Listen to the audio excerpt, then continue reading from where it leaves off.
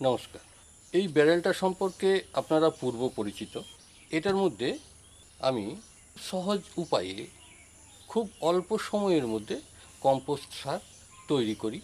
এই ব্যারেলে কম্পোস্ট সার তৈরির ভিডিও ডিটেলসে আমি আগে দেখিয়েছি, আমার চ্যানেলে আছে। যারা এখনও পর্যন্ত না দেখেছেন তারা অবশ্যই দেখে নেবেন। আজকে আমি আপনাদেরকে দেখাচ্ছি এই কম্পোস্ট সারের পচনের ফলে এর মধ্যে থেকে যে একটা লিকুইড তৈরি হয়, সেই লিকুইডটার মধ্যে কম্পোস্ট সারের যে সমস্ত গুণ রয়েছে সেগুলো সবই প্রায় বর্তমান থাকে। এই লিকুইডটাও ঠিক অর্গানিক লিকুইড ফার্টিলাইজার বলা যায়। দেখুন এই ব্যারেলটার মধ্যে আমি এখন কি অবস্থায় রয়েছে আমার ব্যারেলটা, দেখি বুঝতে পারছেন। এগুলো হচ্ছে সব কিচেন ওয়েস্ট, কিছু সবজির খোসা আছে, কিছু ফলের খোসাও আছে। এইগুলো কিন্তু দেখুন, ভালো করে লক্ষ্য করুন, এগুলো হচ্ছে আমার বাগানের আগাছাগুলো তুলে এখানে ভরে দেওয়া হয়েছে। এটা আস্তে আস্তে পচে যাবে আর একদম নিচের দিকে বসে যাবে। এই ঢাকনাটা দিয়ে রাখতে হয়। এবার বর্ষাকাল আসছে, অবশ্যই ঢাকনা দিয়ে রাখতে হবে। এর ভেতরে জল দেওয়া যাবে না। এই যে সবুজ যে গাছালিগুলো দেয়, গাছগাছালিগুলো, সেইগুলো পচনের ফলেই একটা লিকুইড তৈরি হয়। এবার দেখায় আমি সেই লিকুইডগুলোকে। এই লিকুইডটাই প্রতিদিন এই ব্যারেলটার থেকে প্রায় দুবার করে ভর্তি হয়ে যায়। এটা প্রায় 1.5 কাপ পরিমাণ লিকুইড হবে। এইরকম একটা পাত্র এইভাবে লাগিয়ে রেখে দিতে হবে। এটাকে আমি সরিয়ে নিচ্ছি। এটা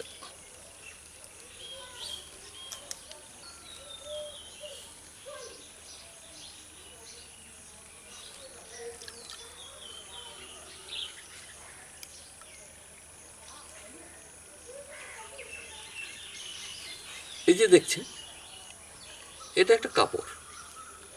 এই কাপড়টা দেওয়া আছে যাতে এই লিকুইডটা এখানে এসে এই কাপড়ের মাধ্যমে টুকটুক করে এতে পড়তে থাকে। এই দেখছেন পড়ছে টুকটুক করে। হ্যাঁ, যদি এটা না দেওয়া হয় তাহলে এইটার গা থেকে গড়িয়ে গড়িয়ে ভেতর দিকে চলে যেতে পারে। এই কারণে এই কাপড়টা দিয়ে দিয়েছি। এরকম একটা কাপড় দিয়ে দিলেই হবে। আর এখান থেকে যখন প্রয়োজন মনে হয় এই সারটা বের করব, তখন এটাকে সরিয়ে নিয়ে সারটা বের করে নিই।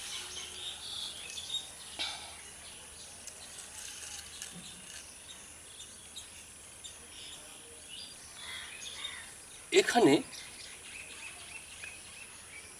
আমরা যে সমস্ত কম্পোস্ট তৈরির জন্যে বিশেষ করে ওই বিভিন্ন ধরনের ফলের খোসা, যেমন পাকা কলার ছিলকা, কাঁচা কলার ছিলকা, ডুমুরের ছিলকা, পেঁপের ছাল, এই যেগুলো দেখবেন যে অংশগুলো চিবালে একটু কষা লাগে, সেগুলোর থেকে কি বলবো, এদের প্রচুর খাদ্যগুণ বেরিয়ে আসে গাছের। যেমন আমরা যেটা এই পটাশিয়াম বলে থাকি, সেই পটাশিয়ামটা এই সমস্ত কষ জাতীয় ছিলকার থেকে বেশি পাওয়া যায়। কারণ পটাশিয়ামটা হচ্ছে ফুল ও ফল গাছের জন্যে বা সবজি গাছের জন্যে ফল ধরার জন্য একটা গ্রোথ রেগুলেটরের কাজ করে পটাশিয়াম। তাই সব জায়গাতে পটাশিয়ামটার প্রয়োজন আছে। আর তাছাড়া নাইট্রোজেন তো আমরা পাচ্ছি এখান থেকে। এখানে যে প্রচুর নাইট্রোজেন পাওয়া যায় সেটার আমি একটা উদাহরণ দেখাই আপনাদেরকে। দেখুন, এটা হচ্ছে ক্র্যানবেরি হিবিস্কাস গাছটা, আপনারা নিশ্চয়ই চেনেন। এখানে এমনি অটোমেটিক্যালি বীজ পড়ে বেশ কয়েকটা গাছ হয়েছিল। আমি কয়েকটা গাছ তুলে ফেলে দিয়েছি, একটা গাছ শুধুমাত্র রেখেছি। এর গোড়াটা দেখুন, আর এর পাতাগুলোর রঙটা দেখুন শুধু। এ যে প্রচুর খাদ্য পাচ্ছে কিভাবে দেখুন। এই যে লিকুইডটা আমি এখানে দিয়ে রেখেছি, যখনই এই পাত্রটা ওভার হয়ে যাচ্ছে তখন বাকি লিকুইডটা এখানে পড়ে যাচ্ছে এবং এই মাটির সঙ্গে মিশছে। এর মাটিতে পড়ে গেলে তখন এই এলাকাটা গোটাই হয়ে যায়। সেই হিসাবে সেই লিকুইডে যে নাইট্রোজেন প্রচুর আছে, খুব বেশি নাইট্রোজেন পাই এই গাছটাতে, তার প্রমাণ দেখুন। এই যে খুব ভালো করে লক্ষ্য করুন, পাতাগুলো নাইট্রোজেন একটু বেশি হলে এইরকম পাতার যে সবুজ অংশটা অনেক সময় সেই একটু বেশি রোদ পেলে পোড়া পোড়া হয়ে যায়, রোদ সহ্য করতে পারে না নাইট্রোজেন বেশি দিলে। ওই জন্যে গাছে যদি নাইট্রোজেন বেশি দেওয়া হয় সেই ক্ষেত্রে গাছটাকে ছাওয়া জায়গায় রাখতে হয়, তাহলে গাছটা ঠিক থাকবে, গ্রোথ প্রচণ্ড হবে। কিন্তু অতিরিক্ত নাইট্রোজেনটা ভালো নয়, তার জন্য আমাদেরকে পরিমাণটা ঠিক করে দিতে হয়। কী পরিমাণ করলে নাইট্রোজেনটা অতিরিক্ত হবে না। এটা অতিরিক্ত নাইট্রোজেনের ফল। এটাকে ডাইরেক্ট এই ইয়েটা পড়ে যাচ্ছে এবং সেটা ওর শেকড়ে পাচ্ছে আর এ টেনে নিচ্ছে। গাছটার গ্রোথ দেখুন, বিশাল গ্রোথ। যাই হোক, এটা তার প্রকৃষ্ট একটা মানে উদাহরণ হিসাবে এখানেই রয়ে গেছে। যাই হোক, এটা যখন হয়েছে তখন থাকে ফুল হবে। এবার দেখুন, আমরা এই ড্রামে কম্পোস্ট করার জন্য কি কি ব্যবহার করি। বিভিন্ন সবুজ পাতা, বিভিন্ন ধরনের খোসা, যেমন ফলের খোসা তেমনি সবজির খোসা, যেমন পাকা কলা, কাঁচা কলা বা পেঁপে, ডুমুর, এদের যে খোসাগুলো আছে এগুলো দেখবেন প্রচণ্ড কষা স্বাদের। এই সমস্ত ছিলকোগুলোর থেকে গাছের খাদ্যগুণ আমরা পেয়ে থাকি। সবুজ গাছ থেকেও আমরা খাদ্যগুণ পেয়ে থাকি, শুকনো পাতার থেকেও পেয়ে থাকি। শুকনো পাতাতে একটা গুরুত্বপূর্ণ কার্বন জাতীয় একটা জিনিস পাই, যেটা ওই আমাদের গ্রোথ রেগুলেটরের কাজ করে। আবার এটার থেকে আমরা ওই পটাশিয়াম পাই, এই যে কলা, তারপর কী বলবো, ডুমুর, তারপর পেঁপের যে ছিলকাগুলো আছে, ছালগুলো, এগুলোর থেকে আমরা প্রচুর পরিমাণে পটাশিয়ামটা পাই। আর তাছাড়া ধরুন গাছেদের যে মূল খাদ্যগুলো, যেমন আমরা যে সারগুলো, কেমিক্যাল সার আমরা যখন ব্যবহার করি তখন সেগুলোর মধ্যে মেনলি থাকে ফসফরাস বা ফসফেট এবং নাইট্রোজেন। নাইট্রোজেন হচ্ছে একটা গুরুত্বপূর্ণ অংশ। আমি একটু আগে আপনাদের দেখালাম যে এটার মধ্যে প্রচুর নাইট্রোজেন থাকে, তার প্রমাণ আমি দেখালাম। এটার সরাসরি ব্যবহার বিধিটা আমি আজকে আপনাদের দেখাবো। দেখছেন কিভাবে এই লিকুইড এটা সংগ্রহ করছি। এইভাবে এই ড্রামটাতে দিনে 2 থেকে 3 বার পর্যন্ত এরকম ইয়েটা ভর্তি হয়ে যায়। এবার আমি কি করি দেখুন, যখনই ভর্তি হয়ে যায় এইরকম বোতলে সংগ্রহ করে রাখি। এইভাবে বোতলে সংগ্রহ করে করে রেখে দিলাম, যখন আমার প্রয়োজন তখন সেইভাবে ব্যবহার করি। এখান থেকে নিয়ে নিই। এটার মধ্যে দেখুন, এই বালতিটায় 4 লিটার মতো জল আছে। কারণ যেহেতু ছোপ হয়ে গেছে, আমি একটু জল কেটে নিচ্ছি। একটু কেটে নিলাম। এটাকে আমি 4 লিটারই ধরে নিচ্ছি। আমি এই যে লিকুইডটা বেরোচ্ছে, এইটা খুব বেশি হলে 1 লিটার জলে এই 1 কাপ পরিমাণ দিতে থাকুন। 1 লিটার জলে 1 কাপ, তার মানে এটা যদি 4 লিটার জল হয় তাহলে এটা আমাকে 4 কাপ দিতে হবে। এবার দেখুন, গাছ শুধু আমি যেটা বললাম যে এই লিকুইডটার মধ্যে কী কী আসছে, যেমন আমাদের যেটা পটাশিয়াম, ফসফেট, নাইট্রোজেন হচ্ছে একটা গুরুত্বপূর্ণ পার্ট। তাহলে এছাড়াও আমাদের যে গাছের মধ্যে থাকে জিঙ্ক অক্সাইড, কার্বোহাইড্রেট, মানে প্রচুর জিনিস আরও লাগে, সেগুলো কিন্তু এর মধ্যে থাকে। যেটা কেমিক্যাল ফার্টিলাইজারটা পাচ্ছি সেটার মধ্যে কিন্তু আরও যে আদার্স যে সমস্ত খাদ্যগুণগুলো থাকার প্রয়োজন সেইগুলো থাকে না। ওতে বেশিরভাগ ক্ষেত্রে ওতে লেখাই থাকে, যেমন 10-26-26, নাইট্রোজেন, ফসফরাস, পটাশিয়াম, এইরকম 19-19-19, 20-20-20। তাহলে মাত্র 3টি জিনিস থাকছে ওটার মধ্যে। তো এই 3টি কিন্তু মূল গাছের খাদ্য হিসাবে, যার জন্য গাছের গ্রোথটা খুব বেশি হলেও দীর্ঘস্থায়ী হয় না। কারণ মূল খাদ্যটা দিয়ে গাছটাকে গ্রোথটা বাড়িয়ে দেওয়া হয়, স্থায়িত্ব আসে না। এবার আরও যে সমস্ত জিঙ্ক, পটাশিয়াম বা ইত্যাদি অনেক জিনিস থাকে, সেইগুলো এই মানে কী বলবো, অর্গানিক ফার্টিলাইজারের মধ্যে থাকে। যে কারণে অর্গানিক ফার্টিলাইজারের ক্ষমতাটা স্থায়ী ক্ষমতা। কিন্তু কেমিক্যাল ফার্টিলাইজার ব্যবহার করে যেমন হট করে একটা গ্রোথ তৈরি হয়, সেই গ্রোথটা কিন্তু হয় না। এবার এতে ওই গ্রোথটা না হলেও ওর মতোই গ্রোথ হবে, তবে আস্তে আস্তে। আর এই লিকুইড ফার্টিলাইজারটা ব্যবহারের ক্ষেত্রে আপনি সবসময় মনে রাখবেন যে আপনি 3-4 দিন অন্তর অন্তর ব্যবহার করতে পারেন, বা ইচ্ছা করলে একটু পাতলা করে দিলে প্রতিদিন ব্যবহার করা যায়। এবার আমি দেখাই এর সঙ্গে আমি আর কি কি দেব।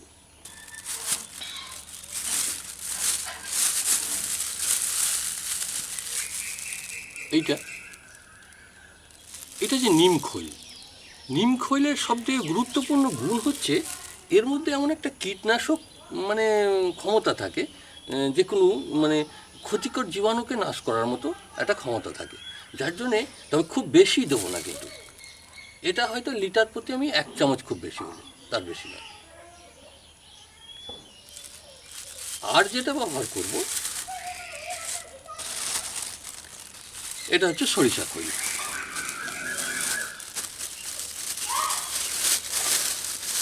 এটাও লিটার প্রতি 1 চামচ করেই দেব। এই সরিষা খৈলের পরিবর্তে বাদাম খোল, মানে তেল, যে যে ফলটার থেকে তেল বের করে নেওয়া হয়, তৈল জাতীয় পদার্থ, সেই যে খোসাটা এই অংশটা পড়ে থাকে, ছিলকাটা, চিবলাটা, সেইটাকে আপনি ব্যবহার করতে পারেন। সেটা বাদামেরও হতে পারে, সরিষারও হতে পারে, তিসিরও হতে পারে, বা খোসটারও হতে পারে, তিল যেটা বলা হয়। যাই হোক, তাহলে এটা 1 চামচ দেবো। আর একটা মানে এতে যে ব্যাকটেরিয়াগুলো আছে সেইটাকে আমি আরও বাড়াবো। এইটা বাড়ানোর জন্য এইগুলো যেমন পচনটা তৈরি করার জন্য দরকার, তেমনি একটা দরকার, সেটা হচ্ছে গুড়। আখের গুড় বলা হয় এরকম। এটা আমাদের দেশি আখের গুড়। এই গুড়টা যত পচা হবে তত ভালো হবে। এটা যদিও সে পচা যেটা আমরা খাই সেই গুড়টাই, আর এটা একটা ওই দোকানে পাওয়া যায়, মাউথ গুড় বলে। এই গুড়টাও আমি লিটার প্রতি 1 চামচ করে দেবো, তার বেশি নয় কিন্তু। তাহলে দেখুন, আমি এটা 4 লিটার ধরে নিচ্ছি জলটা। তাহলে এইরকম 1 চামচ, মানে খুব ওভার করে নয় কিন্তু। 1,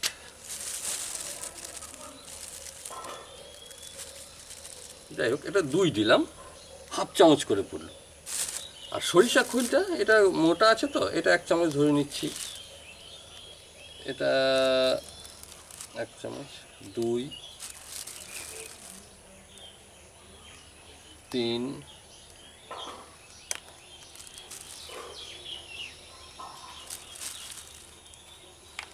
4, 4 চামচ পরিমাণ দিয়ে দিলাম। এবারে গুড়টা দেখুন,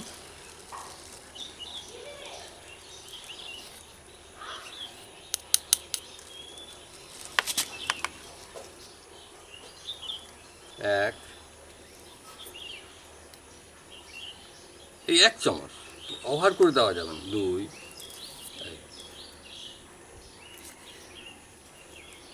3,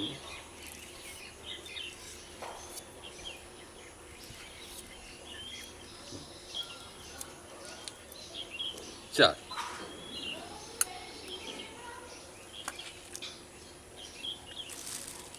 এবার এটা আমি 4 কাপ, 1,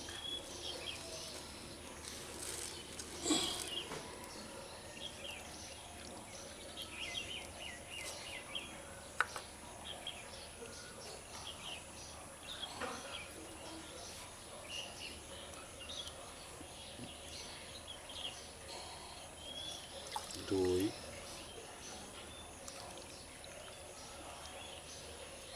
3,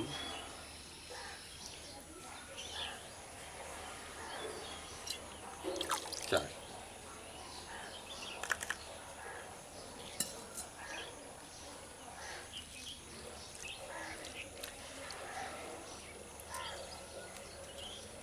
এবার এটাকে আমি 2 দিন রেখে দেবো, খুব বেশি নয় কিন্তু। কারণ ওই যে সরিষা খৈলটা দেওয়া হলো না, ওইটা বেশি দিন থাকলে একটা গন্ধ বেরোবে এর থেকে।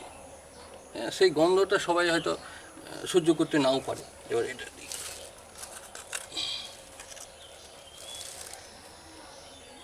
এটা 10 দিন 15 দিন রেখেও ব্যবহার করা যায়, তবে তখন একটু গন্ধ হবে। তবে আপনারা যদি সেটা মনে করেন তাহলে সরিষা খৈলটা ব্যবহার করেন না, সরিষা খৈলটা ব্যবহার না করলে গন্ধটা আসবে না। এবার এটাকে নিয়মিত, এই যে গুড়টা আছে এবং এগুলো দেওয়া হলো, এটা ঘেঁটে যেতে হবে। প্রতিদিন 1 বার কি 2 বার করে এভাবে ঘেঁটে দিলেন, তাহলে কি হবে, এর কাজটা খুব জলদি হবে। ট্রিপটটা 1 ফুট সাইজের হয়, তাহলে এই লিকুইডটা সরাসরি এই লিকুইডটা ব্যবহার করুন, তাহলে 1 কাপ পরিমাণ ব্যবহার করুন। এটা যদি আরও পাতলা করে নেন, তাহলে এবার যেভাবে পাতলা করবেন সেই অনুযায়ী ব্যবহার করবেন। এবার যদি দেখেন যে আপনার এটা 6 ইঞ্চি পট আছে, তাহলে এইরকম কাপের হাফ কাপ দেবেন।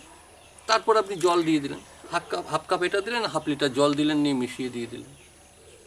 আবার যদি মনে হয় যে আপনার পটটা আরও বড়, 10 ইঞ্চি, 15 ইঞ্চি, 20 ইঞ্চি, তখন 1.5 কাপ 2 কাপ পরিমাণ করে দেবেন। এটা 3 দিন 4 দিন অন্তর অন্তর দিতে পারেন। আপনি ইচ্ছা করলে পাতলা করে প্রতিদিন দিতে পারেন, কোনো অসুবিধা নেই। দেখবেন যদি আপনি গাছের খুব বেশি গ্রোথ চান, তাহলে প্রতিদিন না হলেও 1 দিন অন্তর অন্তর এটা দিতে থাকুন, পাতলা করে করে। দেখবেন খুব জলদি গ্রোথ হবে, এবং ওই গ্রোথটা নষ্ট হবে না, মাটি হার্ড হবে না, কোনো কিছু হবে না। কারণ এতে যে নাইট্রোজেনটা আছে না, এটা লিমিটেড, এর নাইট্রোজেনটা ক্ষতি করবে না। কারণ এটাকে যখনই আমি পাতলা করে দিচ্ছি, তখন নাইট্রোজেনটা কমে যাচ্ছে। এগুলো রেডি করার 2 দিন পর দেখেই বুঝতে পারছেন ফেনার মতো হয়ে এসছে।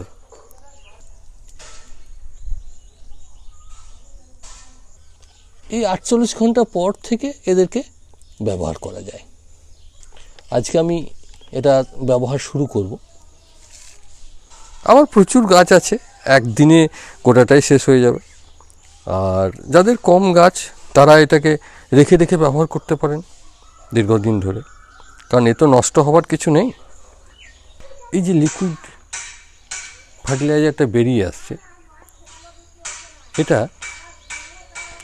আপনারা যদি এই রকমভাবে, যে আমি এই বালতিতে তৈরি করলাম গুড়, খৈল বা ইত্যাদি দিয়ে, এইগুলোর মধ্যে যদি কোনো একটা জিনিস বা দুটো জিনিস না পান, তাহলে যেটা পাবেন সেটা দিয়েও তৈরি করে নিতে পারেন।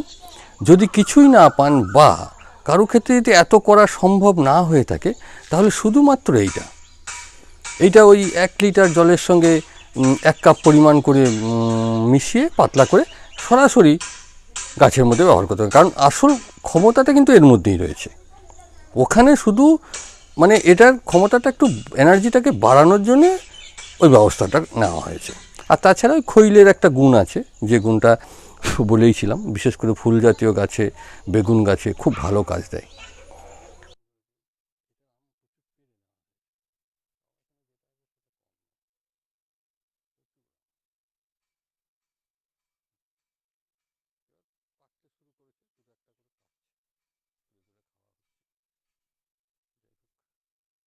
এবার এটা আমি ব্যবহারটা দেখাবো।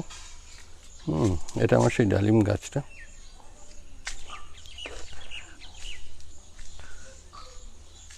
এই যে জেট্রোফা, এখানে দেখুন সেই বাদাম চাষ করছেন, এইগুলো সেই কাঠগুলি।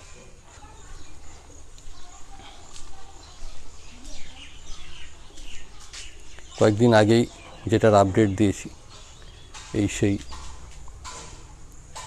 বেলি গাছটা, যেটা মগরাজ জাসমিন বলছি। কুড়িগুলো অনেকটা বড় হয়ে এসছে। এই 2-1 দিন, ওই যে একটা ফুটেছে, এই 2-1 দিনের মধ্যে সব ফুটতে শুরু করবে। বেশ কয়েকদিন ধরে ফুটবে এগুলো। ঠিক এইগুলো একদম শেষ হয়ে যাওয়ার পর একই পদ্ধতি আবার করতে হবে।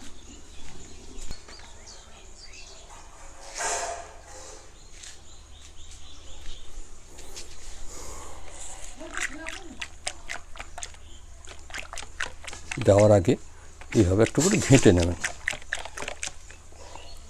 এবার বলেছি 1 কাপ, এগুলো একটু বড় পাত্র, 1.5 কাপ পর্যন্ত দেওয়া যায়, তবু 1 কাপ করি, কারণ এটা যেহেতু আর জল দিচ্ছি না। 1 কাপ চারিদিকে ছড়িয়ে দেবেন।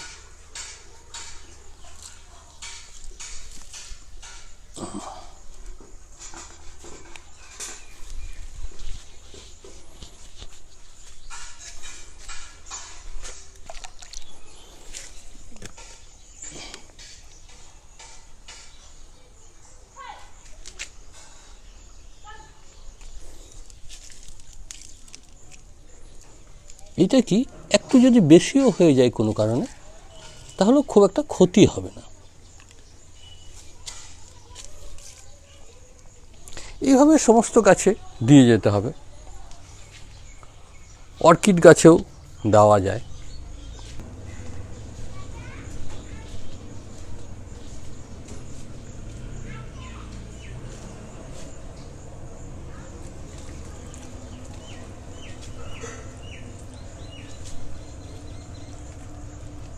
এইভাবে 1 কাপ 3টে 4টে গাছে, কারণ তার বেশি থাকবে না, এটাই দেখুন নিচের দিক থেকে বেরিয়ে যাচ্ছে।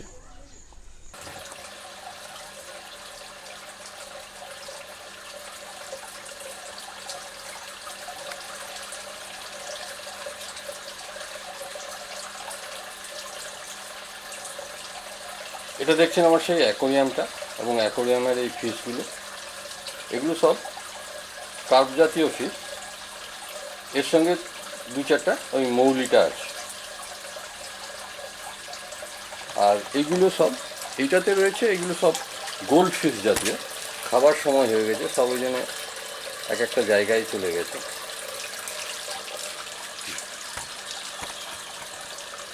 আর কিছু ক্রোকোডাইল ফিশও আছে।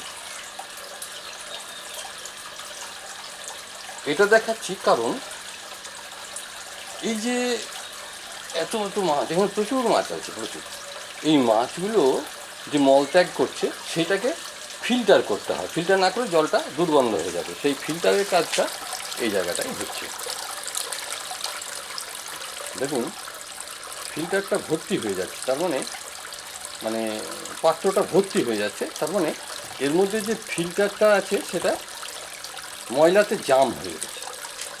তাই এখন ওই ময়লাটা পরিষ্কার করা দরকার আছে। আমি ফিল্টারগুলোকে 3টে ফিল্টার ব্যবহার করি। একটা যে জাম হয়ে গেল তখন ওইটাকে তুলে দিলাম, নিয়ে আবার একটা নতুন পরিষ্কার করা ফিল্টার দিয়ে দিলাম। মোটামুটি ওই আমি দেখেছি 12-14 ঘন্টার মধ্যে একটা ফিল্টার পুরো জাম হয়ে যায়।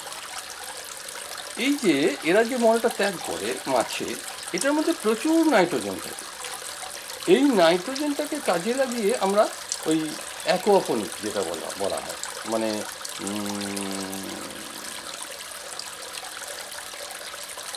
হাইড্রোপনিক সিস্টেমে যে প্ল্যান্টেশন করা হয়, সেরকম অ্যাকোপনিক সিস্টেমে যে প্ল্যান্টেশন, সেটা হচ্ছে মাছের এই মলটাকে ব্যবহার করা হয়।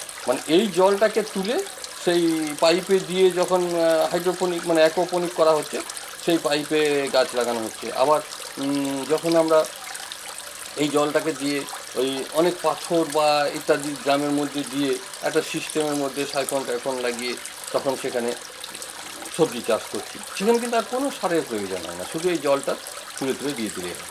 সেই রকম আমি কী করছি, ওই সিস্টেমটা আমি এখনও পর্যন্ত করিনি। তাই এই যে ফিল্টারটা দিয়ে আমি যে মলটাকে ধরে নিচ্ছি, এটার মধ্যে গাছের প্রচুর খাদ্যগুণ রয়েছে। সেইটাকে আমি আবার পরিষ্কার করার সময় যে বের করে নিচ্ছি, বের করার পর সেটাকে আমি গাছে ব্যবহার করছি। সেটা কীভাবে করছি সেটাকে আমি এখন দেখাচ্ছি।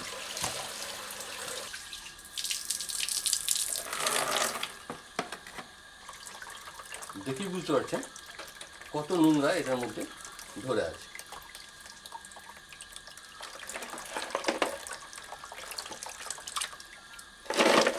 এটা ফুটো করা আছে, এটা এমনি আমার পট একটা গাছ লাগানোর জন্য নিয়ে এসেছিলাম, সেটাই ফুটো করা ছিদ্র করে দিয়েছি। এটা ওই একটা পাম্প দিয়ে জলটা তুলে এখানে ফেলছি।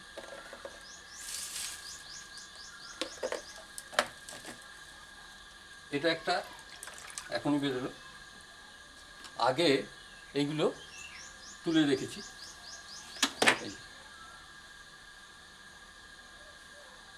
এগুলো সব আমি কেচে নেব।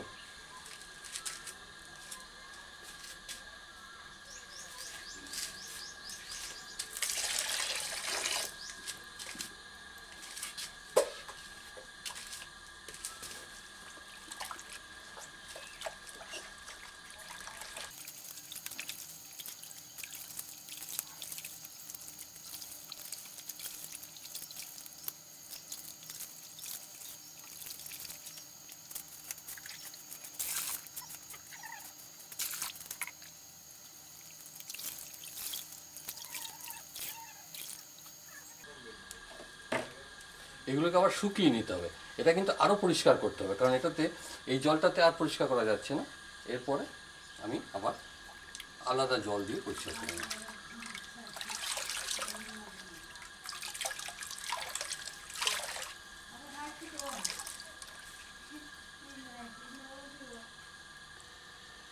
এই 1 লিটার দুটো গাছে, এটা যেহেতু খুব বড়, প্রায় 1.5 ফুটের পাত্র, তাই এটা দুটো গাছে দেওয়া হয়।